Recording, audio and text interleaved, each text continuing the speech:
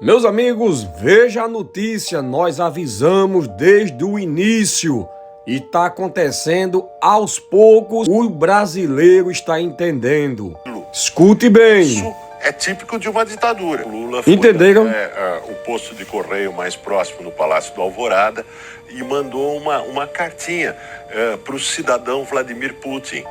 Ele deve saber o endereço de Vladimir Putin lá no Kremlin, pôs a carta no correio e a carta foi para lá. E tem Isso gente é ironia dele, viu? O que eles estão conversando nessa carta. Veja o que está Talvez por trás. o cidadão Lula tivesse o e-mail privado do cidadão Putin e tivesse mandado para o e-mail privado. É risível, é absurda o argumento de que se trata de uma carta pessoal. Mentira, não rapaz. se trata de uma carta pessoal, Isso se é trata mentira. de uma carta enviada pelo Estado brasileiro Claro. ao Estado russo. O governo brasileiro impõe sigilo, é um sigilo por tempo indeterminado que diz respeito à vontade de Lula. É o sigilo enquanto o cidadão Lula quiser.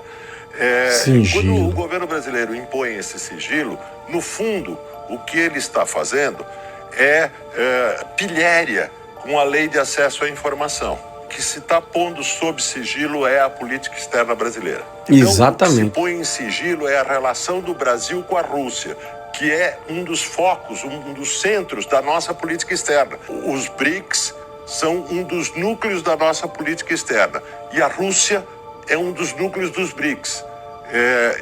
Então, é a nossa política externa que está sendo posta sob sigilo. Isso é típico de uma ditadura. Dá para entender ou precisa desenhar? Vocês entenderam? Lula envia uma carta para Vladimir Putin, certo? Usando do argumento que foi uma carta pessoal. Todo mundo sabe que isso não existe. Essa relação é uma relação de Estado para Estado.